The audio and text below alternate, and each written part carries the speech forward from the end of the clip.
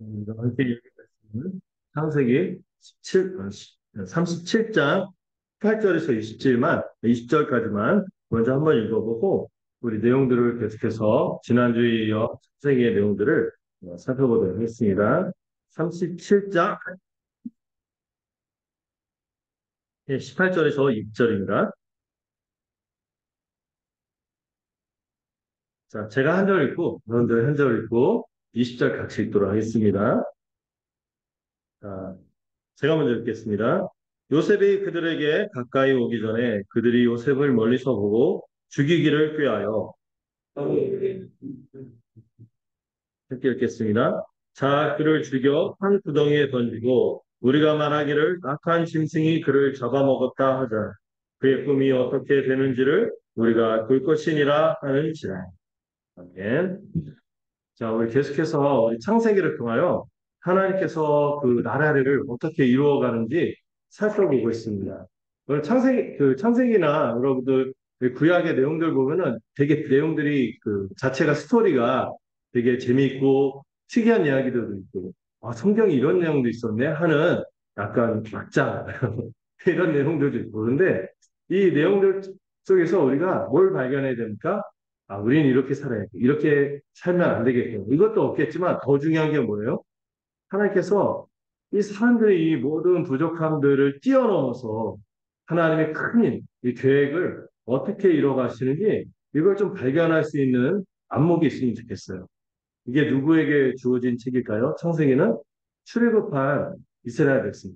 그 전까지 그 이집트에서 온갖 우상들을 섬기고 신들을 섬기고 그 문화도 죄악된 문화에 깊이 젖어 있었고 또 근성은 무슨 근성? 노예 근성으로 가득한 이 한심한 사람. 나는 광야에서 이 사람들 하는 거 보세요. 오늘 어이가 없거든요. 이런 사람들을 주님께서 이 이야기를 들려줌으로써 하나님께서 원하시는 세상인 거고 우리가 어떤 인생으로 살기를 원하시는지를 교훈해 주시거든요. 하나님이 꿈꾸는 세상이 무엇인지 우리가 이 말씀을 통하여 살펴봤으면 좋겠고 1장부터 11장까지는 원시 역사를 통하여 하나님 복된 세상을 꿈꿨으나 인간이 타락해서 끝간데 없이 타락하는 모습을 보았죠. 근데 그 가운데서 하나님 누굴 부르셨죠? 다시 하나님의 백성을 못 소집하게 됐습니다. 자, 소집하게 돼서 그 첫 번째 사람이 바로 아브라함이었습니다. 아브라함을 통하여 하나님께서 그 인생을 통한 깊게 능력과 은혜를 베풀어 주셔서 그로 하여금 어떻게 하게끔 믿게 하시고 그 믿음을 어떻게 여기셨어요? 의롭다고 여겨주셨어요. 사실 아브라함은 거저 먹은 거예요. 아브라함은 한 게 없어요. 죽은 것 같은 인생, 없는 것 같은 인생이에요. 하나님께서 죽은 자 가운데서 살리시고 없는 자를 있게 하시는 그 능력으로 아브라함을 나중에 어떤 경지까지 자기 이삭까지도 이삭을 바쳐도 하나님께서 다시 살리실 것을 믿으며 하나님께서 반드시 뭘 이루신다? 하나님 나라에 또 우리가 사망과 죄 가운데 이 사단의 이 압박 속에서 살아가는 우리를 반드시 구출해서 영생을 누리도록 하신다는 소망을 갖게 하시는 것을 우리가 살펴봤죠. 그래서 아브라함이 마지막에 비용 계산을 하면서 비싼 대가를 치르면서까지 이 막벨라굴에 들어가려고 하는 것은 영원히 내가 하나님께서 허락하신 땅에서 누워서 그 주님이 주실 참된 안식과 영생을 소망한다는 마음으로 비용 계산하고 그 막벨라굴에 들어가는 모습을 봤고요. 그리고 그 자식들의 이야기를 살펴봤는데 아브라함에게는 대표적인 자식이 둘이 있죠. 하나는 둘 다 이씨예요. 전주 이씨일까요? 자, 이스마엘과 이삭이 있는데 누가 약속의 자녀? 이삭. 근데 딱 겉으로 볼 때는 누가 잘 나가는 것 같아요? 이스마엘이 잘 나가는 것 같지만 하나님이 택하신 것은 이삭이었고 또 이삭의 평생 동안 사실 20년 동안 애가 없다가 결혼하고 20년 만에 애를 가졌는데 애가 또 애들이 둘이 또 상태가 둘 다 안 좋아. 막 뱃속에서부터 싸우고 하지만은 그 사람들 중에서 누구를 택했어요? 그 둘 중에서 작은 자. 큰 자가 어린 자를 섬기리라. 이 하나님의 이 마스터 플랜이 거기 있거든요. 이 세상은 어떤 세상이죠? 1등만 기억하는 더러운 세상이죠. 개콘에 대한 그런 얘기. 그 승자가 모든 걸 다 갖고 큰 자만이 인정받고 큰 자만이 높임을 받는 세상이 아니라 이 죄로 인해서 만들어진 세상이거든요. 그런 세상이 아니라 큰 자가 어린 자를 섬기게 만드는 하나님께서 바라시는 하나님 나라의 계획을 이 두 인생을 통하여 펼쳐가시죠. 겉으로 볼 때 에서가 매력 있지만, 그러나 야곱은 찌질이고 집돌이지만 하나님께서 야곱을 택하셨어요. 근데 이삭이 영안이 어두워서 누구에게 축복하려고 그랬죠? 에서에게 축복하려고 했지만, 야곱이 수를 썼지만 그 말도 안 되는 그 수 몇 번이나 들통날 수 있는데 하나님께서 어떻게 하십니까? 그대로 놔두세요. 왜냐하면 원래 그 축복은 누구에게 갔어야 돼? 야곱에게 갔어야 하기 때문에 야곱이 나중에 축복을 받은 것을 깨닫고 이삭이 두려워하고, 하나님의 계획은 하나도 오차가 없는 거지. 우리가 아무리 막 그래도요, 하나님의 뜻대로 이루어가세요. 네. 그리고 야곱이 어떤 약속을 받았습니까? 광야에서 우리 아무처럼 쓰는 말이죠. 함지 돌던. 함께 하시고 지켜주시고 돌보시고 다시 가나안 땅으로 돌아오게 하시겠다는, 영원한 하나님 나라에 들어가게 하시겠다는 그 약속을 받습니다. 그리고 야곱보다 더한 라반을 만났죠. 한 수 위를 만난 거예요. 라반한테 몇 년의 그 사람의 청춘이 증발됐죠? 20년. 처음 14년은 속아서, 나머지 7년도 일했지만은 그 일한 기간이 뭐였어요? 10번이나 임금을 떼이는, 열정페이로 일했어야 되는 그런, 허망한 세월 같지만 사실 그 세월이 하나님께서 야곱에게 뜻하신 세월이었죠. 어, 야곱의 과거의 죄를 돌아보며 행실함을 익히는 시간이었고, 또 그 과정에서 여러분 어떤 열매가 있었습니까? 야곱이 거부가 되지만 가장 야곱에게 있어서 귀한 열매. 과정은 좀 이상해. 에나키 베트. 그래서 몇 명? 12명. 12이라는 숫자가 의미 있다고 말씀드렸죠. 하늘과 땅의 충만한. 하나님께서 처음에 창조 명령 때 생육하고 번성하라고. 이것처럼 야곱의 자녀들도 12를 이루어서 풍성해지는 결과가 주어졌습니다. 근데 그 12이 상태가 좋았나요? 그 12명이 보면 상태가 아주 안 좋습니다. 아주 안 좋아요. 어느 정도로 안 좋냐면은 저는 한 명 한 명 들여다보면 정말 끔찍해요. 큰아들은, 우리 어린 친구들도 있어서 말하기가 좀 그렇지만, 큰아들은 아버지의 섭하고 눈이 맞아요. 아유, 이것만 해도 끔찍하죠. 둘째하고 셋째는, 예, 그 지역에서 거의 수배받은 살인. 한 마을을 지금 막 이스라엘이 그렇게 하는 거지고 온 세상이 유엔이 막 그러지 말라고 난리가 치잖아요. 그런데 막 거의 뭐 다 진멸을 하듯이 여자와 아이만 그렇게 하는 악한 일을 벌였죠. 그 나머지 형제들도 같이 따라가서 약탈을 했거든요. 아주 끔찍한 사람들이에요. 둘째, 셋째도 그래서 아우 그럼 넷째는 좀 괜찮겠지? 그 넷째가 누구예요? 둘째, 셋째가 레위와 시므온, 첫째가 누구인데 넷째가 예수님의 조상이 되는 유다예요. 근데 여러분 좀 오늘 살펴보겠지만 유다도 아주 심각한 스캔들, 추문에 휩싸이게 됩니다. 이 한 사람 한 사람 면모를 보면 소망이 없어요. 그런데도 불구하고 하나님은 어떻게 하셨습니까? 아무도 소망이 없고 아무도 저 사람들 안 된다 하는데 하나님께서 그 사람들을 하셨어요. 무엇으로? 하나님의 거룩한 백성으로 삼으신 거죠. 여러분 이 얘기 들으면요. 우리는 와 어떻게 저럴 수 있나 이러기 전에 우리도 좀 들여다보면 우리가 좀 이상하잖아요. 좀 부족하고. 그런데 우리 얼마나 하나님께서 우리를 용납하시겠는지 이걸 좀 생각하게 되는 것이죠. 오늘은 요셉과 유다의 이야기를 살펴보려고 하는데요. 이 전체는 이제 하나님께서 이 상태가 안 좋은 이스라엘의 자식들, 12명의 자식들을 이게 만져가시면서 회복하시고 그 회복하는 것을 통하여 하나님이 꿈꾸시는 그 아브라함에게 주신 하나님 나라를 주겠다는 언약을 그 백성들을 이루겠다는 언약을 어떻게 성취하는지 그 과정을 살펴보려고 합니다. 이 하나님 나라 백성들을 좀 있으면 하나님께서 큰 심판을 온 세상에 모형적으로 그 고대 근동, 그 중동 지역에 큰 심판을 행하는데 어떤 심판? 대기근이다. 그 심판을 행할 텐데 그 심판 중에서 누구를 구원하시려고 해요? 이스라엘뿐만 아니라 그 주변 민족들까지도 한 사람을 통하여 구원을 이루시고 또 그 한 사람을 통한 하나님의 섭리를 통하여 그 한 사람의 가족들, 그 누구죠? 요셉의 가족들이 서로 회복이 되는, 화해하고 회복이 되는 이 하나님의 꿈과 하나님께서 자기 백성들이 어떻게 살기를 바라시는 이거를 미리 볼 수 있는 이 내용이 요셉과 유다의 이야기입니다. 여기서 되게 중요한 단어가 뭐죠? 형통함. 우리 인생 한 명 한 명에게 필요한 표현인 것 같아요. 무엇이 형통하게 하는가? 우리 많이 들었죠. 만사형통. 이게 우리 한국 고전 가화만사성 이런 비슷한 게 떠오를 텐데 만사형통 모든 것이 범사에 막히는 게 없이 막 잘 나가는 거예요. 사실 그 단어 자체가 잘 나간다는 뜻이에요. 전진한다 이런 뜻이거든요. 어떤 것이 우리 하나님 앞에서 전진하는 인생인지 또 요셉의 인생을 통해서 좀 살펴보고자 합니다. 여러분, 그때 읽은 말씀 보면요. 여러분, 아까 그 형제들, 어떤 사람들이 잠깐 우리 앞에서 살펴봤죠. 아빠의 첩하고 눈 맞고, 살인을 저지르고 다니고, 약탈을 저지르고 다니고, 막, 질이 안 좋아요. 이 형제들이. 이 형제들이 이 요셉을 죽이려고 하면서 했던 말이 오늘 아까 읽었던 말씀입니다. 꿈꾸는 자가 온다. 저를 죽여갖고 구덩이에 넣고 옷을 찢은 다음에 아버지한테 숙이고 그다음에 그가 꿈꾸면 어떻게 되는지 한번 지켜보요. 여러분 이게 글로 읽었으니까 그렇지 이 상황과 이 말을 형제가 형제를 죽이려고 하면서 했다는 말로 생각하면요. 이거 소름 끼치는 말이에요. 정말 소름 끼치는 말. 지금 요셉이요. 하나님이 주신 꿈 때문에 형들에게 고난을 당하는 장면이 나오고 있습니다. 약간 그 얘기 하기 전에 잠깐 살짝 과거로 돌아가면요. 자, 야곱의 장면에서 우리가 지난주에 끝났죠. 야곱과 에서가 만나서 화해했어요. 막 화해하고, 근데 에서와 야곱이 함께하지 않고 에서가 떠납니다.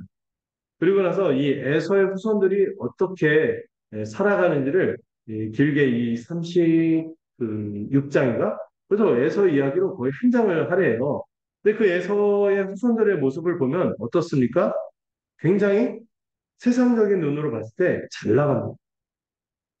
야곱은 몇 명 낳았죠? 12명 낳는데요. 에서는 14명, 14명의 자손을 두고 14지파를 이룬, 14부족을 이루거든요. 더 잘 나가죠? 거기다가 점점 부강해져서 이스라엘보다 굉장히 문명이 발전해요. 그래서 이스라엘이 나중에 왕정 세우기까지 한참 시간이 4, 500년 이상 많이 걸리거든요. 엄청나게 시간이 많이 걸리는데 세상에 그 에서는요, 일찍 이 발전된 왕정을 이룹니다. 고대사에서 왕정 발전된 사회거든요. 왕정이 일찍 시작해요.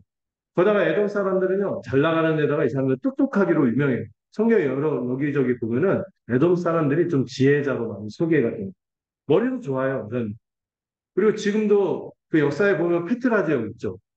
거기에 그 에서의 후예도 에돔 족속들이 살았는데 거기에 난공불락의 유세를 지어서 웬만한 외적들이 나중에 이제 완전히 멸망하지만 멸망하기 전까지 감히 건드리지 못하는 그런 족속으로 굉장히 잘 나가고 강한 세력이 됩니다. 근데 에서의 후손들은 일찍부터 잘 나가요. 근데 야곱의 자녀들은 어떻습니까? 지금 딱 보면은 상태가 매우 안 좋습니다. 이걸 그대로 보여줘요. 막장 가족이죠. 아까 얘기했죠. 그 첫째, 둘째, 셋째, 넷째. 이 넷째까지 보면은 나머지는 안 봐도 비디오예요. 네, 똑같아. 상태가 안 좋은 거죠. 네. 그런데도 하나님이 선택한 백성은 누굽니까? 에서가 아니라 야곱이라는 거죠. 야곱의 후손이 이스라엘 백성. 이 큰 자가 어린 자를 숨기도록 하는 이 하나님 나라의 백성은 야곱이고 에서의 후손은 언젠가 끊어져서 망해요. 거의 에서의 세력이 이어지지 못하고 드문드문 이어져 가고 거의 흩어져 버리는데 야곱의 후손이 이스라엘은 지금까지도 계속 유지가 되고 있죠. 어, 물론 그들이 이제 더 이상 언약 백성의 혜택이 있지는 누구를 거절했기 때문에 예수님을 거절했기 때문에 이제 더 이상 그들에게 혜택은 없습니다. 그러나 또 그럼에도 불구하고 하나님께서 어마어마한 은혜를 베푸신 것은 야곱, 이스라엘. 자, 이제부터 우리가 요셉 이야기를 볼 텐데, 이 요셉의 가족의 스토리는 굉장히, 참, 예, 참, 이런 막장도 없죠. 형제가 형제를 죽이려고 하고, 노예로, 안 돼서 돈 벌려고 노예로 팔고, 그리고 아버지를 완전히 속이는 이런 일이 벌어지는데, 이 시기와 미움으로 분열한 이 가족이, 이 가족 가운데 하나님께서 꿈을 주신 그 내용이 전반에 나와 있습니다. 그럼 우리가 요셉 이야기 들을 때 많이 듣는 이야기가 뭐죠? 요셉처럼 열심히 살면 뭐가 된다? 총리가 된다. 성공 스토리를 보는데 그렇게 보면 안 된다고 했어요. 요셉을 보지 말고 요셉 뒤에 계시는 하나님을 바라봐야겠죠. 요셉이 총리 되는 것보다 더 중요한 사건이 있어요. 뭔지 아세요? 이스라엘 가족이 기근에서 구원을 받고 그들이 다시 하나로 화해하고 하나님의 백성으로 면모를 갖추는 이 모습이 되게 중요한 것이죠. 이거는 성공 스토리가 아니라 하나님이 자기 백성과 온 세상을 이들을 통하여 이들 덕분에 다른 민족들도 그 기근에서 그 요셉을 통하여 구원을 받거든요. 그 곡식들을 확보했기 때문에 약간 이스라엘 살리려고 그 주변 민족들까지도 혜택을 입는 네, 그런 온 세상을 하나님께서 어떻게 구원하시는지 그 보여주는 과정입니다. 자, 이 이야기의 시작은 이렇게 시작합니다. 야곱이 12명의 아들이 있었는데요. 그 중에 하나, 요셉은 아, 가장 야곱이 사랑했던 아들이에요. 나중에 베냐민도 정말 사랑했는데 막내죠. 이 요셉과 베냐민이 바로 위에 그 다음에 막내 이렇게 있는데 야곱이 굉장히 사랑했어요. 왜 사랑했을까요? 야곱이 걔네들의 엄마 라헬을 정말 사랑했거든요. 라헬을 너무 사랑해서 이 애들을 너무나 늑둥이를 얻었어요. 얼마나 이뻤겠어요. 굉장히 편했습니다. 그리고 이 요셉이 17살이 되었을 때 이 요셉이 어떤 일을 하냐면은 이 형들이 밖에서 무슨 일을 하면은 그대로 이제 읽는 보라고 하죠. 근데 스캔을 해갖고 아버지한테 보고를 하는 거예요. 우리 편에서는 요셉이 아주 얄밉죠. 여러분들 보면은 내가 하면 너가 막 그렇게 얘기해주면 싫잖아요. 근데 여러분 이 요셉을 읽는 보 고자질쟁이 이렇게만 보기에는 좀 어려워요. 왜냐면은 이 형들의 형식이 어떻습니까? 이만저만 심각한 게 아니거든요. 어디 가서 마을을 흡살하고 막 또 이상한 여자들하고 막 이렇게 어울리고 막 이런 일들이 막 하니까 아버지 아들로서는 아버지한테 이거 말하지 않으면 그 죄에 동참하는 거죠. 고하는 어떤 요새 어떤 의로운 면모일 수도 있어요. 왜 이렇게 하니까 아버지가 보기에도 누가 제일 괜찮아? 요셉이 괜찮은 거예요. 그래서 요셉한테 뭘 줬습니까? 그 보통 그냥 직물 막 가죽 대충 이렇게 입었는데 아주 고급 천으로 된 원단으로 된 채색 옷을 컬러풀한 옷을 딱 요거 요셉한테 선물을 한 거죠. 야, 그 명품을 줬구나. 아, 좋겠다. 이 정도가 아니에요. 이 채색 옷이요. 사실 무엇도 의미하냐면은 이 채색 옷이 그 당시 왕실 복장처럼 굉장한 명품일 뿐만 아니라 장자권을 상징 그런 옷이었던 거죠. 네. 그러니까 형들이 어때요? 네. 요셉이 굉장히 샘날 뿐만 아니라 굉장히 시기가 나고 미운 거예요. 그래서 이 본문에 보면 요셉이 인사를 해도 그 인사를 받지도 않아. 요셉, 그러니까 씹은 거죠. 요셉이 인사해도 거의 투명인간 취급하고 맹맹하게 돼요. 음. 이게 무슨 일입니까? 형제들 사이에서. 정말, 예. 이 시기와 미움이 참 심각하기도 한데. 어쨌든, 그 최세고 사건 때문에 요셉이 미움을 받는데 더 미움을 받는 사건이 생겼으니, 뭐 때문에? 요셉이 꾼 꿈 때문에. 예. 이 꿈이 두 번에 걸쳐서 꾸는데요. 요셉이 첫 번째 꿈이 뭐였습니까? 형들의 곡식단 11개가 자기의 곡식단 한 개한테 이 형제들이죠. 베냐민까지 나중에 생각하는 이 11개의 곡식단이 자기의 곡식단한테 꼭꼭 절을 한다는 거예요. 이 얘기를 이제 형들한테 아무 생각 없이 하는 거예요. 요셉이 의롭긴 하지만 우리가 알 수 있죠. 눈치는 진짜 없는 사람. 그 얘기를 하니까 요셉이 막 형들이 빡이 친 거예요. 화가 나요. 그러다 이제 두 번째 꿈은 이제 엄마 아빠까지 있는데 형제들까지 있는데 아마 라헬이 일찍 죽었어요. 그래서 그 야곱과 레아 있고 자식들하고 이렇게 있는데 요셉이 두 번째 꿈이 어떤 꿈이죠? 별 11개와 해와 달까지도 자기의 별 한 개에게 절을 하다라는 거죠. 이 얘기를 하니까 그 형제들은 더 화가 나는 거예요. 엄마 아빠까지도 막 그런다고 하니까. 그리고 야곱도 이 얘기를 그때 처음엔 가만히 있더니 여기서는 에이 그건 너무했다. 또 요셉을 나무라는 거예요. 네. 근데 사실 이 꿈은요. 누가 주신 꿈이에요? 하나님이 주신 꿈이었어요. 이 꿈이 실제로 미래에 이루어집니다. 요셉이 형제들을 구원하고 그 가족들을 구원함으로 그 가족에게 경배를 받게 되는 감사의 뭐죠? 감사의 예를 하는 그런 꿈이 이제 지금 미리 꾸게 된 거죠. 근데 요셉이요, 이거 그냥 마음으로 간직하면 돼. 눈치 없이 말해서 더 미움을 받습니다. 아마도 요셉은 순수한 마음으로 이게 하나님의 주신 꿈이라고, 계시한 꿈이라고 여기고 가족들한테 뭔가 메시지가 있겠다 싶어서 전한 거지만 이 형들의 이 마음의 미움이 더 들끓는 거예요. 우리 야곱도 그 꿈에 대해서 책망합니다. 그러나 모두 요셉의 꿈을 인정하지 않을 때 한 사람만큼은 요셉의 꿈을 마음에 간직하죠. 그게 누구죠? 아버지 야곱은 그 꿈을 마음에 간직하는데 그래서 야곱의 족장다운 그 면모가 나오죠. 야곱이 아마도 자기가 겪었던 삶이 그렇잖아요. 그러니까 하나님의 은혜에 대해서 이 감각이 있었기 때문에 그 꿈에 대해서 마음도 간직하는 거예요.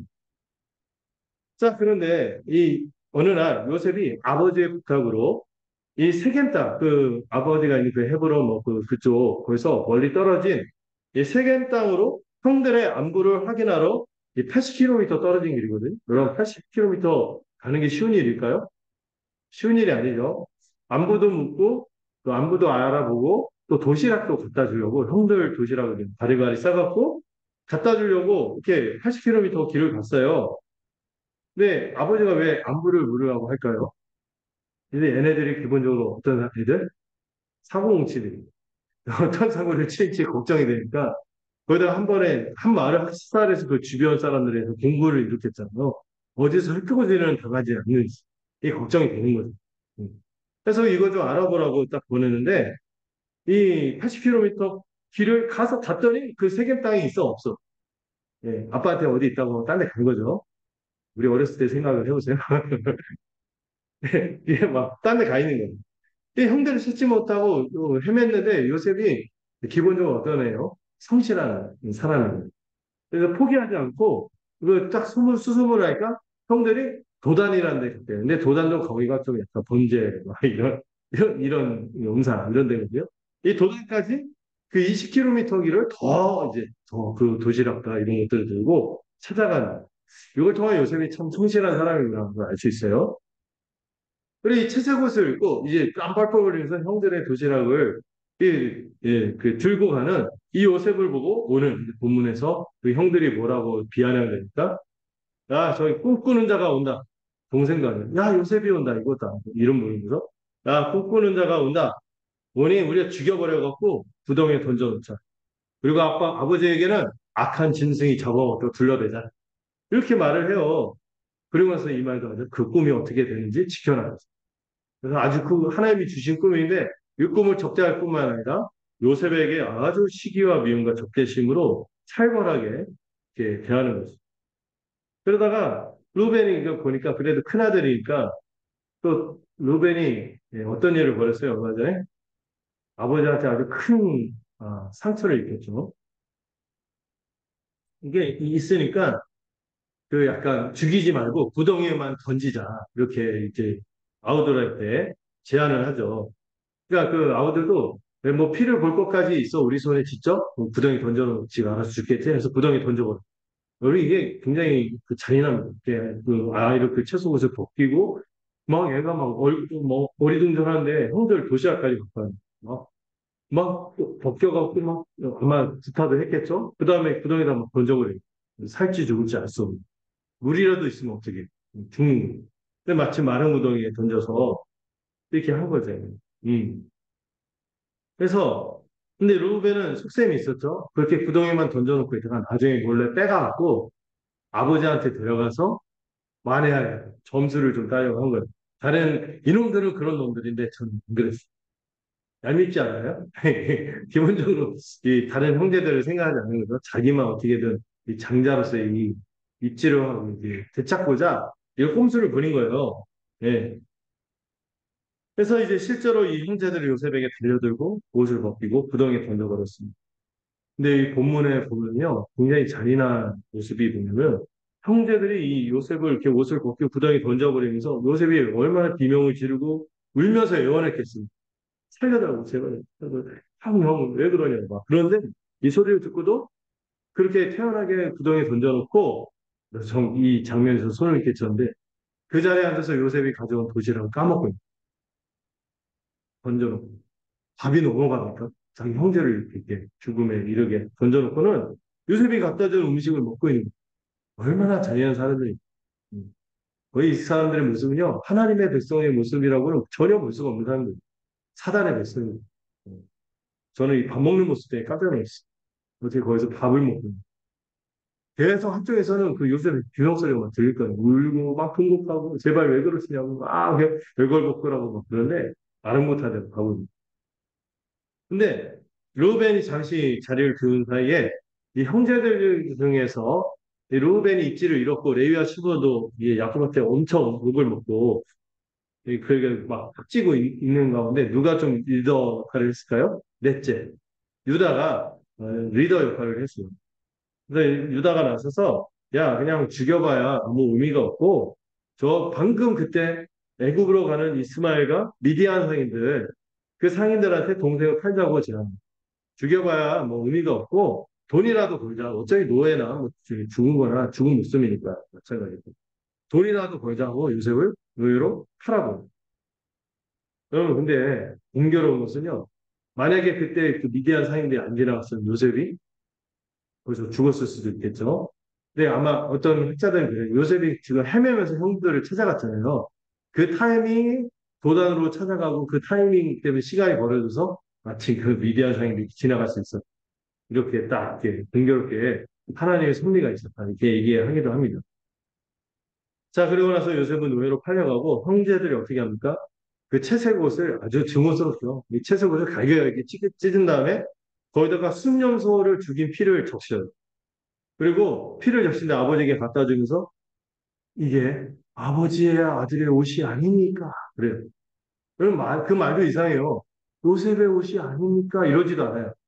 요셉이란 이름도 내기 싫은 거예요. 아버지의 아들이 아닙니다.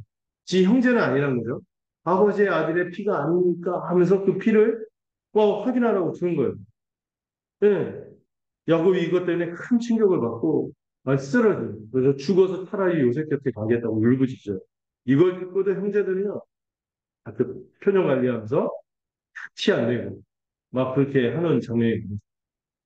근데 이게 참 아이러니한 게 야곱이 전에 이삭을 속일 때 어떻게 속였어요?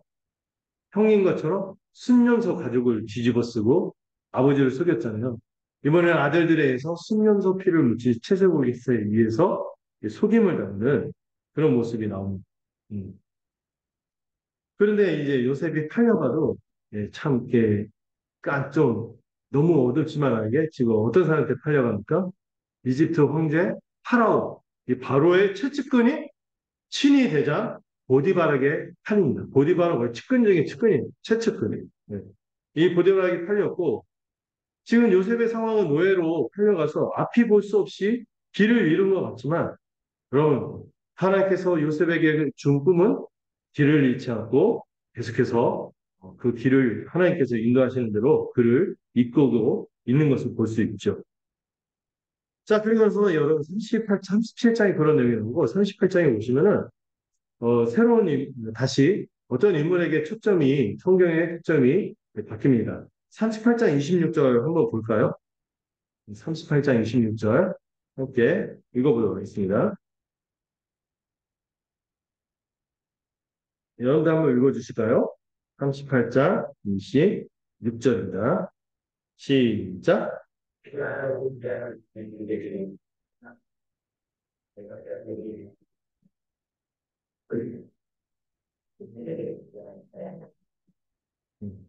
이게 성경에서 제일 민망한 장면 중에 하나가 유다의 얘기가 이제 펼치고 있는데요.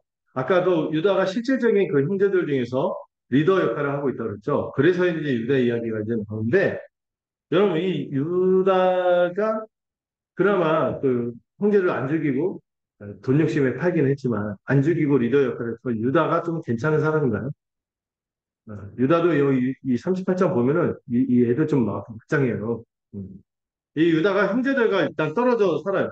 이 형제들하고 같이 안 가고 그나마 질 안 좋은 형제들인데 그 질 안 좋은 형제들과 떨어져서 질 좋은 친구를 사귀는 게 아니라 여기 본문에 보면 가나안에 그 아둘람 사람 히라라는 사람하고 친하게 지내기 시작합니다.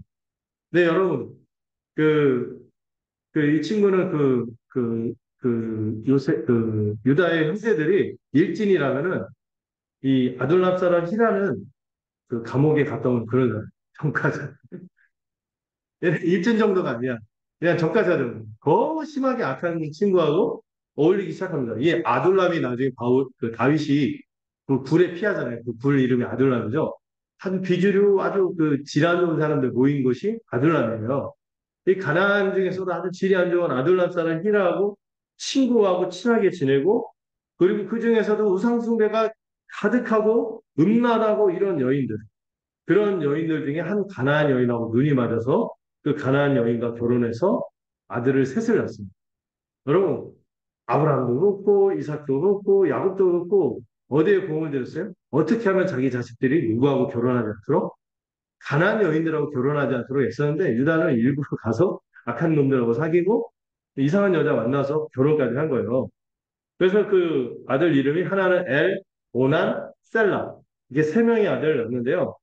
그중 장남이 엘도 아빠를 따라서 그 아빠의 뜻과 달리 그 뭐 경건한 여인이 아니라 또 가난한 여인인 다말과 결혼합니다.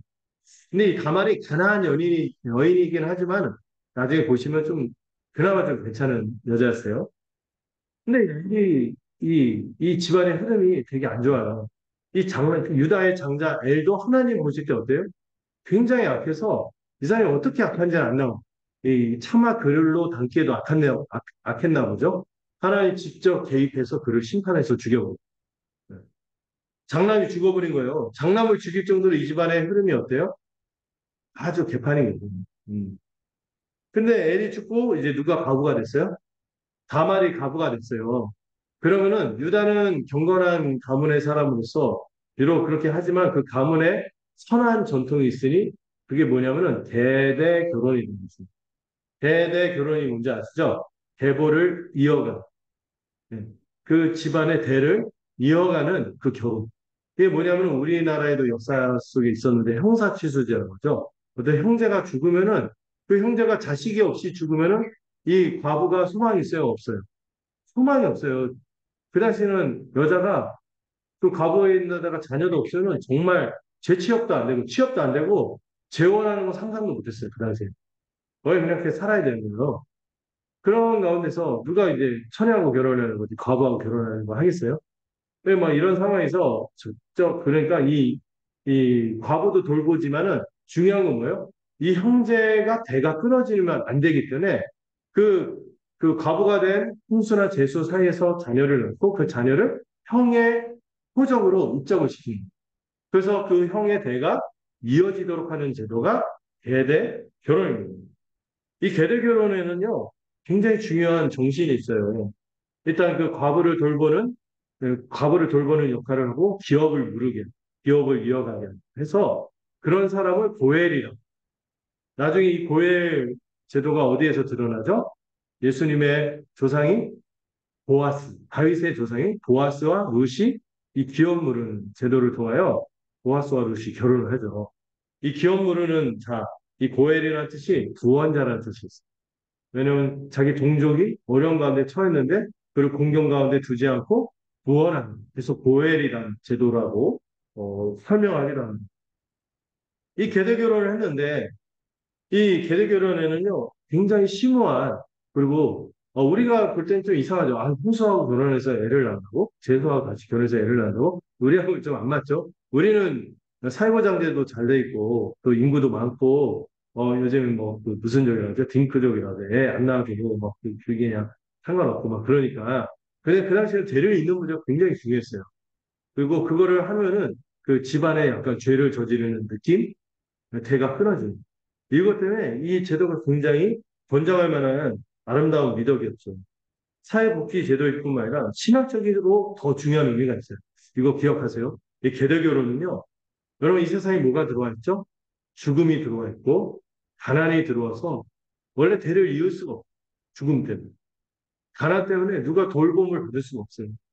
그런데 그런 세상에서 하나님의 백성만큼은 서로 동포가 동포를 돌봄으로 이 죽음 가운데 그 인생이 끝나지 않고 영원히 대를 이어가도록 하며 그 가난 가운데 처할 그 가족을 외면하지 않고 가족으로서 동포로서 어떻게든 돌본다. 이 정신이 들어있는 것이 계대교로는 거죠. 이 구원자를 통하여 동포가 구원자가 돼서 그 대를 이루고 기업을 이어간다는 신앙적인 의미가 있는 것이 계대교로이에요. 여러분 어쩌게 보면은 요셉 이야기도 중요하지만 유다 이야기도 이 계대 결혼 이야기하면서 되게 의미가 중요합니다. 문제는요, 이 둘째 아들이 오난이죠. 이 오난이 이 고엘로서 계대 결혼을 해줘야 돼요. 그리고 자식을 낳아서 이 형인 엘의 대를 이어줘야 되는데 이 오난이 어떤 일을 벌여요? 형수하고 합방을 해요. 동침을 해요. 동침을 하는데 그 동침에서 자녀를 낳게 되면은 형이 장남이죠. 그 대를 이으면은 유다의 모든 재산의 갑절을 누가 가져가?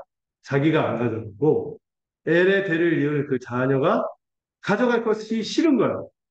재산이 가는 게 싫고 또 자기 자식도 아니게 되잖아요. 그게 싫으니까 합방을 해놓고는 임신하지 않도록 피임을 해버려요. 그러니까 뭐예요? 형수를 아직 그 외면한 데다가 심적으로도 모욕한 아주 사악한 짓을 저지릅니다. 이거 보고 누가 가만히 안 계세요? 하나님께서 그거 보고 진노하셔서 그 자리에서 오나를 죽여버려요. 그러니까 유다는 이 상황에서 어때요? 결과적으로는 지금 순식간에 세 아들 중에서 둘이 훅 가버린 거예요. 죽어버리니까 이 막내 세라를 다시 이 다말과 결혼을 시켜야 되는데 이게 너무 돌아가는 상황이 뭐 얘하고 어떻게 이제 동침하고 결혼만 하면 어떻게 돼요? 죽어나가니까 이 아들 잡아먹는 며느리가 여기는 아들 잡아먹는 며느리다 싶어서 셀라를 어리다는 핑계로 결혼 안 시켜줘. 그리고 너는 좀 과부의 상복을 입고 너 친정 가서 기다려라. 얘가 좀 크면은 내가 그 전통을 지켜줄게. 항상 거짓으로 약속하고 보내. 그리고 가문을 새까맣게 잊어버리고 가문을 완전히 버림받는 자입 그리고 이제 좀 세월이 지나서 유다가 어느 날 이제 유다 그 가나안 아내가 죽어버렸어요. 애도 기간이 끝나자마자 이 철없는 시아버지가 또 누구하고 어울립니까? 이 사람만 등장하면 유다가 이상한 짓을 부릴 때 히라. 음. 이질 나쁜 친구 히라와 어울리면서 딥나라는 곳에 가서 낭털 깎는 사람들에게 갔는데요. 이게요. 그 딥내에서 양털 깎는 사람들한테 가면은 그곳에서 무엇이 벌리면은 가나안의 축제가 벌어져요. 추수에 대한 기념하는 축제가 벌어지는데 여러분 가나안에서 축제는 다분히 어떤 성격이 있어요? 우상숭배적인 성격이 있어요. 거기서 뭐예요? 그 우상을 섬기는 그 신전의 참여들하고 그 추술, 진짜 바알과 아세라에 대해서 설명했죠. 서로 막 이렇게 성관계를 맺으면은 막 그 신들을 음란하게 만들어서 이렇게 비가 내리게 하고 막 자녀를 많이 낳게 한다. 이런 축제가 벌어지는 그때인 거예요. 그때 왜 갔겠어요? 호랍이 되자마자. 이 이상한 생각을 가지고 그렇게 간 거죠. 근데 그 대상이 누구예요? 신전의 참여들이에요. 아주 우상숭배적인 그런 행위가 있는 그런 곳으로 간 거예요. 유다가 참, 그렇죠? 이 오랜 세월 그 가부의 옷을 입고 다말을 이제 정조를 지키도록 해놓고는 지는 아주 이제 우상숭배다 음란한 행위를 하러 이쪽으로 간 겁니다. 아주 문란하고 불경하게 짝이 없는 유다의 모습 볼 수 있죠. 근데 다말이 딱 있다 보니까 이 철없는 시아버지의 소식을 들었어요. 뒷나로 갔다. 이상한 따라. 이게 들은 거예요. 그때 다말이 우리 기준에서는 좀 이해가 안 되는데 충격적인 행동입니다. 가부의 옷을 벗고 상복을 벗고 이 오랫동안 기다려 이제 결혼할 생각을 안 해주니까 얼굴과 몸을 거울로 가고 마치 자신이 우상 신전의 창녀인 것처럼 위장해서 딥나의 에나임이라는 장소에 가서 시아버지를 기다려. 근데 이제 성경은 그때 이제 평가를 해줘요. 다말의 행동이 이유가 있었다. 편들어줘요. 왜? 셀라가 장성했는데도 이 대대 결혼이라는 것을 안 해주고 거짓말하고 이걸 시키지 않았기 때문에 다말이 그럴 수밖에 없었다고 다말의 편을 듭니다. 사실 유다의 행동이요. 셀라를 안 주는 행동이 누구의 행동과 다를 바 없어요? 고난의 행동과 다를 바가 없는 거예요. 유다는 자기가 피 묻은 채색 옷으로 아버지를 속였듯이 이번에는 너울을 뒤집어 쓴 며느리에게 또 속습니다. 이게 또 아이러니한 점이 있죠. 그리고 에나임이랑 그 지역의 뜻이 두 눈을 뜨고 있다. 이런 말이거든요. 근데 지금 유다가 뭐예요? 두 눈 뜨고 며느리에게 속고 있는 그런 아이러니한 모습이 나오고 약간 풍자도 하는 거죠. 이 유다가 며느리인지 모르고요. 이제 완전히 그 못된 욕심에 가득해갖고 새끼 염소를 주겠으니까 같이 동침하자고 제안하는. 그러자 이제 다말이 신분증에 해당하는 유다의 도장, 끈, 지팡이를 요구해. 그리고 유다와 두말이 동침하는데 그리고 나서 이 다말이 바로 그곳을 곧바로 떠나서 다시 과거의 성복으로 걸어있는데 그때 바로 다말이 곧바로 임신하게 돼. 그럼 좀 민망한 얘기죠. 음. 근데 유다가 이 나중에 그 염소 새끼를 주기로 하고 그 담보물을 받기로 했잖아요. 이 담보물을 찾으러 갔더니 그 여인이 있어 없어? 없는 거예요. 자기가 직접 가지 않고 히라를 보여서 찾겠는데 그곳에는 원래부터 그런 신전 창녀들이 없다는 거예요. 그래서 어떡하지? 그래서 만약에 이 담보물을 못 찾아들이면 이 명예를 손상하는 거예요. 자기가 또 경건한 가문에 살았는데 신전 청녀가 올렸다 이런 소리가 퍼질까 봐 묻어두자 하고 이게 이렇게 넘어가려고 했어요. 자, 3개월이 지났습니다. 무슨 소식이 들린 거예요? 며느리가 임신했다는 소식을 들은 거예요. 꼭지가 도는 거죠. 아들 둘 잡아먹었는데 외간 남자하고 애까지나? 그래서 이 다말을 돌로 원래 그러면 가늠하면 어떻게 하죠? 돌로 쳐 죽이는데 돌로 쳐 죽이는 게 아니라 어, 불로 원래 부대인들은 불로 사르면은 그 다음 매세도 못 간다고 여겼거든요. 아주 증오에 차가지고 다말을 불로 태워버리겠다.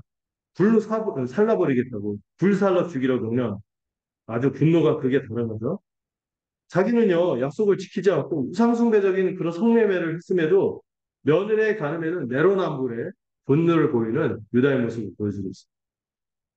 근데 다만이 끌려오면서 유다 앞에서 뭐를 꺼내요? 시아버지 이것을 보세요. 하면서 보자, 지팡이, 이 끈을 딱 내놓는 거예요. 근데 유다가 이를 알아봤죠. 알아보고 아주 심하게 수치를 느끼고 부끄러움을 느끼고 그리고 막 이거를 막 숨기려고 하지 않아요. 그때 이제 깨닫게 됩니다. 그리고 오늘 아까 읽었던 말씀 있죠? 며느리 다말이 자기보다 옳다. 왜? 자기는요, 언약 백성으로서 행해야 할 이 다말과 셀러와의 계대교를 시키지 않았음 이 죄에 대해서 후회하고 돌이킵니다. 자기 죄가 누구하고 다를 바가 없어요? 원한과 다를 바가 없는 거예요. 이 이후로 유다는 다말을 전혀 가까이 하지 않습니다. 다말을 가까이 하지 않고 이 다말을 통해서 쌍둥이 그때 두 아들을 한꺼번에 두 아들을 얻게 됩니다. 다말 때문에 두 아들을 잃었는데 다말 때문에 같이 두 아들을 얻게 되었습니다. 여러분 우리 이 내용을 윤리적으로 판단하면 이해가 안 돼요. 그런데 지금 하나님께서 바라시는 뭐예요? 이 야곱 가족을 통하여 이스라엘 하나님의 백성이 어떻게 되기를 바라요? 충만해지길 바라는 거예요. 대를 잇는 게 되게 중요한 거예요. 하나님 나라의 백성을 이뤄가는 거예요. 원래부터 여러분 우리가 이걸 도덕적으로 상대적으로 판단하면 이 사람들 다 하나님 나라 백성이 될 수 있는 사람은 아무도 없고요. 이 사람들만 그럴까요? 우리도 마찬가지. 그래서 교회는요 죄인들을 받아들여요. 하나님 나라 백성이 될 수 있다고 믿어요. 어쨌든 이 결혼을 통하여 베레스와 세라라는 아들을 낳는데 세라가 형이고 베레스가 동생인데 여기서도 큰 자가 어린 자를 섬기는 그 원리가 나타납니다. 나중에 베레스가 누구의 조상이 돼요? 마태복음 1장을 보면은 예수님 족보가 나올 때 예수님의 조상이 바로 이 유다가 이 가나안 여자 아마를 통해서 난 베레스의 후손이 됩니다. 예, 다시 한번 하나님께서 어떻게 이 인생들을 다뤄가지고 그 죄 많은 인생 가운데서 은혜를 베푸시는지를 보여주고 있습니다. 여러분 예수님이 태어날 때도요. 여러분 아름답게 태어난 거 아니에요. 예수님 어머니가 어떤 분이에요? 화려했죠. 공정으로. 결혼도 하고 동침도 하기 전에 애를 낳았어요. 예수님도 추문 가운데서 스캔들 가운데서 태어났어요. 이 스캔들을 무릅쓰고 동정녀의 몸으로 태어났어요. 죄 없으신 분인데 죄 있는 모습으로 태어나신 분이죠. 그리고 우리의 무엇이 되셨습니까? 보혈이 되신 분, 구원자가 되신 분. 이 하나님 나라의 계보를 이을 자격이 없는 우리가 이 하나님 나라의 백성이 되도록 우리의 보혈이 되신 것입니다. 가장 옳다고 여겨질 이 최대 옳다고 여겨지실 분이 오히려 가장 정죄받는 죄인이래요. 십자가를 스캔들이라고 해요. 이 걸림돌. 이 십자가의 걸림돌이 되면서 이걸 무릅쓰고 우리의 보혈이 되신 분이 예수님이십니다. 자, 마지막 50장 19절에서 21절. 그럼 마지막이긴 하지만 여기 좀 내용이 좀 있긴 해요. 자, 잘 설명할 수 있으면 좋겠네요. 효과적으로, 간결하게. 자, 50장 19절에서 21절 살펴보도록 하겠습니다. 제가 먼저 읽고, 제가 여러분들이 그 다음에 읽고 같이 읽고 하겠습니다. 요셉이 그들에게 이르되 두려워하지 마소서 내가 하나님을 대신하리이다.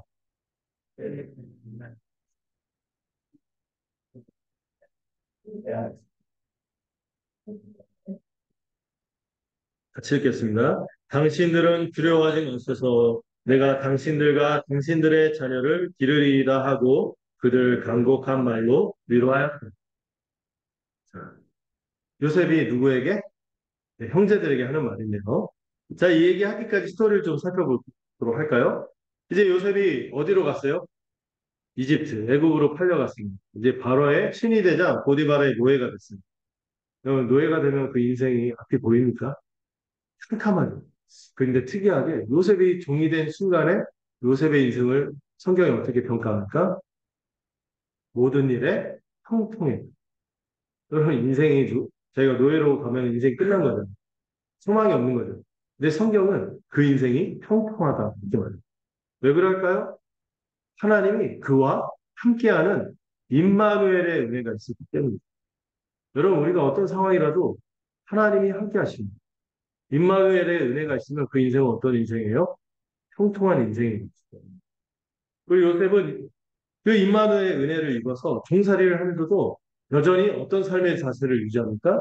성실한 삶의 자세를 유지해서 여러분 어려움 있고 상황 탓하지 말고 여러분 일상을 유지하셔야 돼요. 성실하게 사십시오.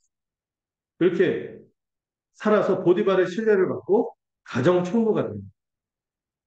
보디발의 집이 이 요셉이 가정 총무가 돼서 모든 일을 주관하게 되거든요. 그 보디발의 가족들만 터치하지 않고 모든 것을 다 관장하게 되는데 그 요셉이 그렇게 하고 나서 하나님이 그 집에 복을 부어주세요. 그래서 보디발의 집이 굉장히 유력해지고 아주 부자가 되고 부유해져요. 복을 받고 부유해져요. 그래서 요셉이 가족 일하고는 모든 것을 결정하고 관리를 가졌는데 자, 근데 요셉이 이 신체 조건이 있었는데 어떤 조건이냐면 요셉이 누구를 닮았어요? 엄마를 닮았어요. 아빠를 안 닮고 엄마를 닮아서 용마가 아주 훈남인 거예요. 잘생긴 거예요. 그래도 몸도 시스팩이에요. 몸도 시스팩이야. 몸도 건강해서. 근데 이 잘생긴 외모 때문에 세상은 잘생긴 외모로 인생이 쉽게 풀린다 그러잖아요. 근데 요셉은 꼬였어. 왜? 보디발의 아내가 요셉을 눈여겨보고 꼬시기 시작한 거죠. 네. 여러분, 보디발의 아내 정도 되려면요, 보통 외모가 아니죠. 보통 미모가 아니고 집안 세력도 있을 거예요. 이런 세력도 있고 아주 미모의 여자가 이 피 끓는 청년 요셉을 계속 꼬시는 거예요. 이 청년이자 노예 신분으로 엄청난 미녀였을 거예요. 그 미녀의 유혹과 더불어 또 이 여주인이 세력이 있잖아요. 유혹만 했겠어요? 너 안 하면 죽어. 막 이러면서 협박도 했겠죠. 굉장히 어떻게든 막 해서 이 거절하는 것이 쉽지 않았는데 요셉은 차마 주인을 배신할 수 없다고 봐요. 가장 큰 이유가 일단 그 주인이 자기의 모든 것을 허락했지만 가족들만큼은 그 자기 소관이 아니라고 했고 그 주인과의 신뢰를 지키기 위해서도 안 되고 중요한 이유가 뭐였어요? 하나님이 보고 계시. 나는 하나님의 앞에 있기 때문에 죄를 지을 수 없다고 합니다. 이거를 제가 뭐라고 했죠? 소람대오의 믿음. 하나님 앞에 있는 자로서 내가 어떤 상황과 유혹과 어려운 고난이 있어도 또 유혹이 있어도 내가 누구 앞에 있기 때문에 하나님이 함께 하시고 임마누엘의 은혜가 있을 뿐만 아니라 내가 하나님 앞에 서 있다는 이 믿음 때문에 내가 죄를 지을 수 없다고 고백한 거죠. 그래서 이 두 가지 기억나시죠? 임마누엘의 은혜와 호람다오의 믿음이 너를 뭐라고? 그것이 바로 통통의 능인 거죠. 통통. 임마누엘의 은혜와 호람다오의 믿음입니다. 그래서 요셉이 이 사람 앞에서도 신실하지만 이 하나님 앞에서 신실한 모습 때문에 이런 지조를 지킬 수 있었죠. 근데 여러분, 뭐죠? 따지 못하는 과일이 더 맛있어 보입니다. 이 부인이, 이, 이 여주인이 더, 몸이 달아오면서 더 집착을 하기 시작합니다. 오기로 요셉에게 집착하기 시작하는데 요셉은 죄를 짓지 않기 위해서 함께 이 보디발의 아내와 있을 만한 상황을 일부러 피했어요. 상황과 환경을 일부러 피한 거죠. 여러분, 우리도 죄를 그 상황과 환경인데, 아, 나는 이길 수 있어. 이러면 안 돼요. 피해야 돼. 요셉이 피했어요. 여주인과 함께 있지도 않으려고 했어요. 그러다 어느 날, 이 보디발의 집에 볼 일이 있어서 들어갔는데, 이제 여주인이 작정하고 달려듭니다. 그러자 이제 막 달려들고 막 어떻게 막 이렇게 요셉을 이게 어떻게 해보려고 막 이렇게 몸싸움이 벌어졌는데 요셉이 어떻게 했어요? 옷을 홀라당 벗고 도망갔어요. 네. 전에는 형에게 옷이 벗겨지더니 이번 여주인에게 옷이 벗겨졌어요. 네. 그리고 꼬이기 시작했죠. 양심을 품은 보디발의 아내가 이 요셉의 이 순수함, 정결을 증거하는 옷을 오히려 모함의 증거로. 요셉이 나를 강간하려고 했는데 내가 그걸 저항하니까 그가 옷을 벗고 이렇게 옷을 벗고 도망간 이렇게 말하는데 그 워딩이 굉장히 굉장히 사악해.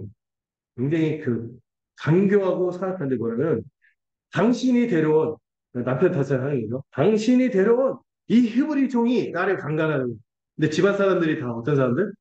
이집트 사람들인데 지금 어디서 굴러온 히브리 개뼈다구가 그 가정총무가 돼서 이래라 저래라 하는 건데 고가운데 막 이런 얘기를 하면서 막 여론을 모으는 거. 그러니까 이 남편에게 모욕을 줄 뿐만 아니라 이집트 종들의 시기심과 적대감을 불러일으키는 이 말에 이 분위기가 안 좋은 거죠. 이 보디발이 심히 노해서 요셉을 죽여버렸으니까 이상한 거는 요셉이 원래 이러면 죽여버려야 돼. 뭐 어디서 노예가 주인의 그걸 합니까? 살려두면 안 되는 거죠. 근데 희한하게 주인이 안 죽여. 주인을 뭐란 거예요? 자기 부인을 알고 요셉이 어떤 사람인지 아는 거죠.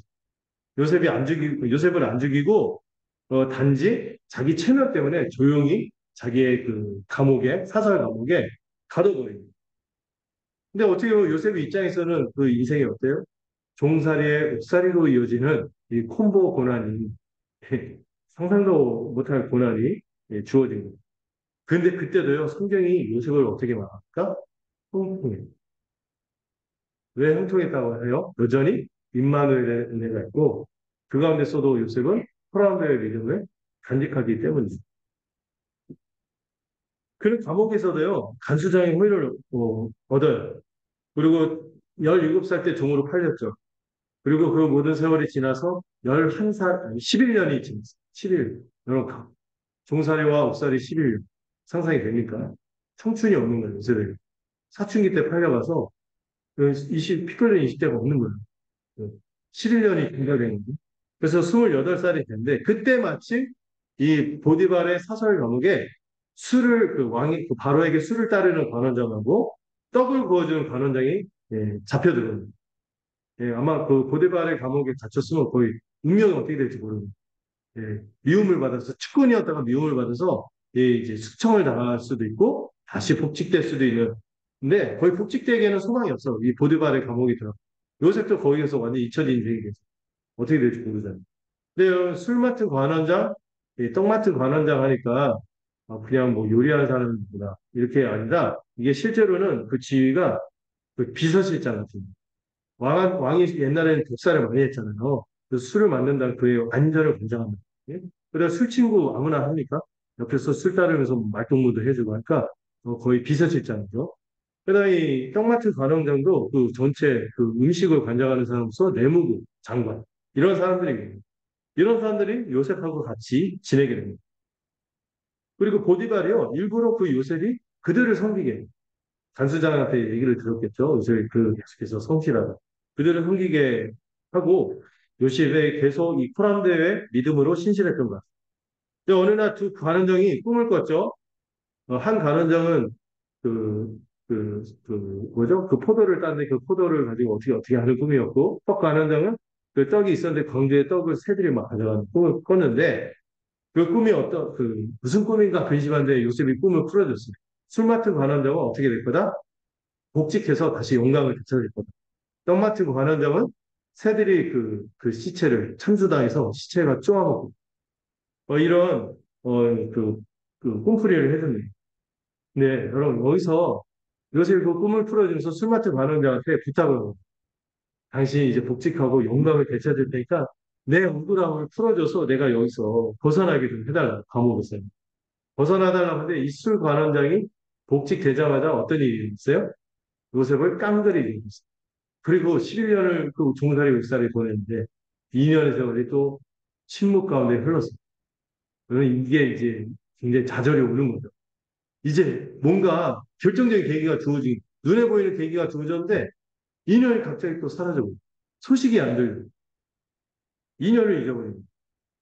요셉은 완전히 서른이 됐고 청춘을 이 감옥에서 보냅니다. 그런데도 성경은 또 요셉을 뭐라고 하죠? 형통하다. 그가 어떤 처지든 하나님의 글을 읽지 않고 함께 하셨기 때문이죠.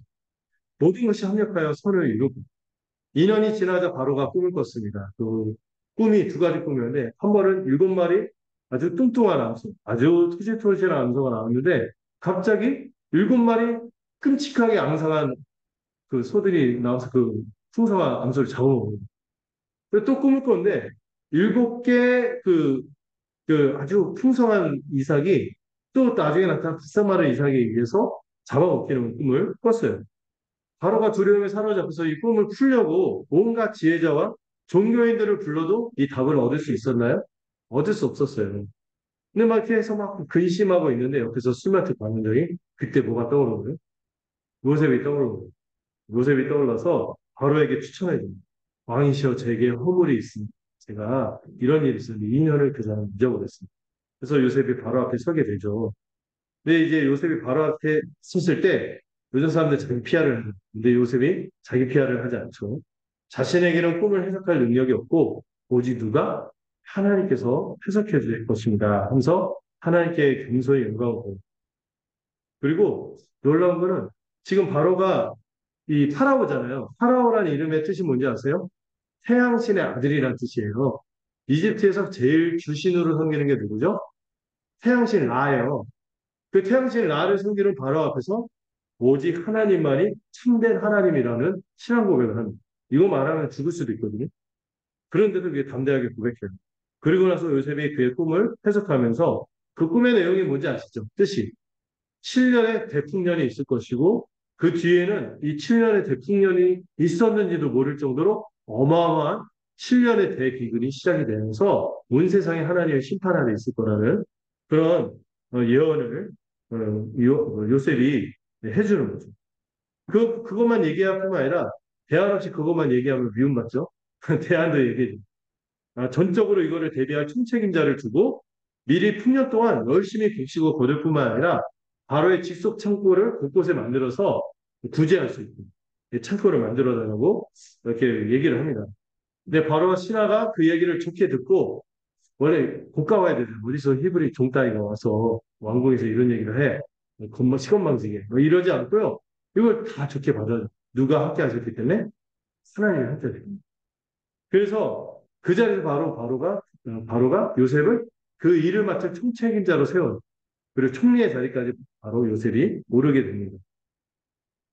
그래서 요셉이요, 결국에 이마누엘의 은혜와 호람되을 믿음으로 살다가 이제 거기서 이제 고관 대작에 딸하고 결혼해서 물론 이방 신을 섬기는 제사장의 딸이긴 하지만 이 아스나시라는 여인 사이에서 문하세와 에브라임이라는 두 아들을 낳는데요. 이 두 아들의 이름이 의미가 있어요. 문하세라는 이름은 잊어버려. 그런 뜻이. 뭘 잊어버렸어요? 지난 세월 고난받았던 그 세월을 잊었다는 것도 있지만 누구와의 관계? 형들과의 그 은영, 원한 이걸 잊어버렸다. 이렇게 고백을 하는 거예요. 하나님께서 저희까지 자기를 인도하신 것이 너무 감사하고요. 그뿐만 아니라 에브라임은 두 배 축복이라는 고백을 해요. 지금 있는 상황에서 하나님께서 비록 고난을 허락하셨지만 두 배 축복을 주셨다는 것을 감사하면서 이렇게 보내는데 근데 요셉이 이 이집트만 그 나중에 이 대기근에서 구할 뿐만 아니라 그 주변의 민족들까지도요, 이집트의 풍성함으로 인하여 곡식을 얻으러 와서 그 엄청난 대기근의 그 죽음의 심판에서 구원을 받게 되는 장면이 나옵니다. 자, 이제 드디어 누가 누구를 만나야 되겠죠? 이 형들이 이 요셉을 만나야 되는데 형들이 자기들도 가난에 있다 보니까 뭐가 없어. 기근 때문에 먹을 게 없으니까 예, 이집트로 가서 먹을 것을 얻으러 가려고 하는데 형들이 처음에 베냐민 데려가려고 했더니 누가 반대요? 야곱이. 라헬에게서 난 두 아들 중에 이제 베냐민만 나오는데 얘 절대 보낼 수 없다. 그래서 이 형들이 베냐민 빼고 올라갔어요. 요셉이 만났죠. 만나자마자 포청청처럼 개새끼 내놔라. 그거 보셨나요? 포청청? 이러지 않고 모른 척하고 3일간 너희들 탔잖아. 3일간 그걸. 여기 보면은 아이 요셉이 이제 앙심이 있구나 이런 거 같은데 그런 거 같지 않아요? 그러다 나중에 시몬을 인질로 잡고 시몬이 제일 좀 못된 놈이에요. 근데 어쨌든 시몬을 인질로 잡고 베냐민을 데려오라고 보낸 거죠. 근데 이게 의도가 있으니 이 형제들 골탕 먹이라는 것이 아니라 베냐민을 데려오라고 하는 거는 이 형들이 자기한테 어떻게 했어요? 나엘의 자식이고 편애받는 이유로 해코지했으면 혹시 베냐민도 해코지했을까 봐 베냐민의 안위를 확인하기 위해서 베냐민을 데려오라고 한 거죠. 그때 이제 형제들이 요셉을 떠올리고 과거 일을 떠올리고 이 일이 요셉을 우리가 이렇게 해서 이렇게 벌을 받는구나 받는구나 해서 회하고 한 거죠. 이제 가나안으로 돌아온 형제들이 야곱에게 보고를 했어요. 베냐민 안 되려면 우리가 음식을 얻기 어렵다. 그런데 안 되겠다. 그리고 일단 곡식단을 갖고 오긴 했는데 그것도 떨어졌죠. 그래서 곡식들을 갖고 왔는데 떨어져서 이 자칫하면은 이다 죽게 생긴 거예요. 그래서 루벤이 먼저 나서서 야곱을 설득하죠. 내 두 아들의 목숨을 담보로 할 테니까 제발 이렇게 보내달라고 우리 베냐민 데리고 가게 해달라고 지 목숨도 아니고 두 아들의 목숨을 이렇게 내놔요. 내놓겠다는 말에 야곱이 못 믿겠다 하고 안 보내주는 거죠. 근데 이번에 누가 나섰어요? 실질적인 리더 유다가 나서서 이번 자기 목숨을 담보로 해서 베냐민을 데려가겠다. 이 설득하는데 굉장히 유다도 자식을 잃은 입장이다. 두 명을 잃은 입장에서 아버지하고 동병상련을 하면서 간곡하게 부탁해서 야곱의 일을 듣습니다. 그래서 보냈는데 이 요셉이 이제 돌아온 베냐민을 그 형 아직 모른 척하고 있죠. 이 베냐민을 보고 막 우는 거예요. 엄마가 생각했겠죠. 그리고 극진한 대접을 하는데 특히 베냐민에게는 다른 형제들보다 5배나 더 좋은 음식을 베풀면서 웅숭하게 대접하는 거예요. 근데 그렇게 할 때 형제들이 어떻게 하나 봤더니 형제들이 어떻게 해요? 옛날 자기한테 하듯이 고가워하고 시기하고 그런 것이 아니라 와, 더 즐거워. 이걸 보면서 확인합니다. 아, 가족이 좀 회복이 됐다. 이걸 합니다. 여기에 이제 마음이 높습니다. 그리고 나중에 그들을 돌려보낼 때 은자를 베냐민의 곡식단에다가 숨겨놨죠. 곡식자루에. 근데 형제들이 이 일 때문에 어쩔 수 없다. 이게 아니죠. 슬퍼하면서 결사적으로 이 베냐민을 데려가는 걸 막으려고 하는 거예요. 그리고 요셉에게 호소를 합니다. 너무나 슬퍼하면서 호소하는 거예요. 아들이 잃었던 유다는요, 막 눈물까지 흘리면서 이 베냐민이 안 데려가면은 아버지가 죽습니다. 자기도 자식을 잃어버렸어요. 아버지를 염려하면서 절절하게 호소하고 차라리 자기를 이렇게 여기 이렇게 남겨두고 베냐민을 보내달라고 이렇게 부탁을 하는 거예요. 이 상황에 요셉이 눈물을 참지 못하고 자기 신분을 밝힙니다. 그래서 두려워하는 형제들에게 요셉이 하나님의 섭리를 설명하면서 위로하는 거예요. 하나님이 여러분들이 나를 판 것을 두려워야 됩니다. 하나님이 자기 백성, 여러분들 모두, 나까지도 구원하기 위해서 자신을 미리 보낸 거예요. 그리고 아직 5년이나 기근이 남아있기에 그들의 생명을 보존하고 자기 백성을 이 세상에 보존하기 위해서 하나님께서 우리는 이해 못하죠. 하나님께서 이 과정을 통하여 이끄신 것이죠. 그리고 자신을 요셉을 이집트의 총리로 삼아서 이 구원의 영광을 맛보게 하셨다고 얘기합니다. 이 소식을 나중에 누가 들었어요? 이스라엘. 야곱이 듣고 뜰 듯이 기뻐합니다. 그리고 그를 볼 희망으로 이집트 고센 땅으로 가죠. 여러분, 여기 창세기 초반에 죄가 벌어지자마자 어떤 일이 일어났습니까? 아담 때 죄가 벌어지고 그 다음 때 가인과 아벨이 형제가 형제를 죽이는 천극이 벌어졌거든요. 근데 이 총생이 마무리에서 어떤 일이 벌어졌어요? 형제가 형제를 죽이려고 해서 오히려 그 형제를 하나님께서 살리시고 인도하셔서 그 형제와 형제들이 함께 화해하고 용서하는 장면으로 마무리되는 것이 창세기의 모습. 원래 인생이 어떻게 살아야 돼요? 서로를 증오하고 미워하고 시기하면서 살아가는 것입니다. 이렇게 화해하고 살아가는 것이 정상적인 인생이고 하나님이 바라시는 한몸되기를 바라시는 하나님 원하시는 세상의 모습이다라는 것을 이 가족의 화해하는 모습을 통하여 보여주고자 하는 것이죠. 조금 더 있어요. 조금만 더 나갈게요. 금방 끝나요? 불안해하지 마세요. 이스라엘 가족들이 이제 원래 12명 있다가 이제 애굽으로 들어갈 때 몇 명이었어요? 70명이나 됩니다. 70명의 대가족을 이뤄서 애굽에서 제일 풍성한 고센 땅에 정착하고 건성하게 됩니다. 그 야곱이 이집트 파라오 앞에 서요. 파라오 앞에 서서 파라오를 축복합니다. 여기 유목민 따위가 파라오를 막 축복하는 거예요. 어. 그리고 이런 고백을 하죠. 자기 이 나이가 130세지만은 나그네로서 조상들이 더 훨씬 많이 살았지만 자기가 더 험악한 세월을 살았다고 고백해요. 네, 야곱이 이렇게 험악한 세월을 살았죠? 그 이름이 그거죠. 움켜쥐는. 자기가 스스로 뭐 움켜쥐려고 하다가 오히려 험악한 세월을 살았다고 이렇게 고백을 하는 거죠. 네. 그리고 그 요셉이 이집트를 현명하게 다스리고 그 가운데서도 요셉이 중요한 일을 하는데 이집트 사람과 이 자기 가족이 어울리지 않도록 이들이 유목민이다. 목축업을 하는 사람이라는 것을 이집트 황제하고 파라오하고 사람들한테 굉장히 강조를 해. 이 황제와 이 사람들이 이 목축업을 혐오했거든요. 혐오했기 때문에 섞이려고 하겠어요? 거리를 둔 거죠. 왜? 이들 사이에 들어가면 이집트는 어떤 사회예요? 가신 사회죠. 우상숭배하는 사회. 이게 물들까봐 이 가족들을 거룩하게 살도록 구별을 하는 작업으로. 그렇게 살았어요. 그렇게 하고 두 아들에게도 아주 철저하게 신앙을 전수하는 모습을 이 므낫세 에브라임도 신앙을 전수해요. 그리고 이제 야곱이 몇 살이 되니까 이제 창세기 끝은 야곱이 죽고 요셉이 죽는 걸로 끝나는데 야곱이 147세로 이제 죽게 됩니다. 근데 야곱이 풍년 이집트에서 살면서도요, 죽기까지 무엇을 그리워했어요? 고향을 그리워해요. 고향에 들어가서 묻힐 것을 사모하고 또 죽기 전에 요셉의 두 아들을 자기의 친아들로 입양해요. 그래서 두 아들이 직접 그 두 지파가 되도록 손자가 아니라 한 지파들을 이루도록 그래서 요셉의 물려받을 축복이 두 배가 되는 거예요. 실제로 요셉이 장자의 축복을 받은 거예요. 그래서 이 므낫세 에브라임 한 지파를 이루게 되고요. 그런데 이때 또 이상한 일이 벌어지죠. 므낫세가 형과 에브라임이 동생인데 누구에게 또 장자의 축복을 합니까? 손을 이렇게 해갖고 원래는 이렇게 해야 되는데 야곱이 일부러 이렇게 해갖고 므낫세한테는 찾아요. 므낫세가 장남인데 에브라임한테 장남의 축복을 또 해줘요. 여기서도 큰 자가 어린 자를 섬긴다는 원리가 나타나는 거죠. 나머지 아들들도 야곱이 죽기 전에 축복해 주는데 특별히 요셉의 아들들이 다른 아들들보다 하나님의 백성으로 강성해질 것을 강구하고 실제로 이스라엘 역사에서 므낫세와 에브라임 지파가 굉장히 대단한 지파가 됩니다. 요셉 지파라고 불리죠. 굉장히 하고 그 대신에 누가 또 강력한 지파가 됩니까? 유다. 유다는요. 야곱이 이때 미리 예언을 하는데 유다의 가문을 통하여 누가 등장하더라? 왕이 등장. 왕들이 나오거든. 그래서 이 왕정이 나타날 것을 미리 야곱이 예언을 해요.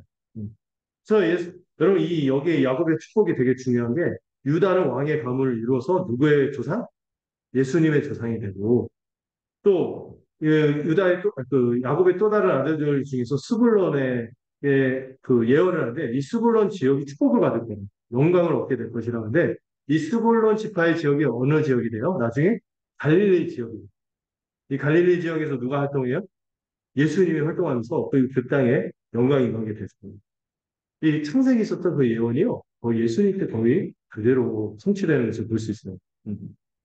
그리고 야곱도 그 할아버지, 아버지가 묻혔던 어디에? 막벨라굴에 같이 묻힙니다. 네. 근데 야곱이 죽고 나니까 이제 누가 두려워요?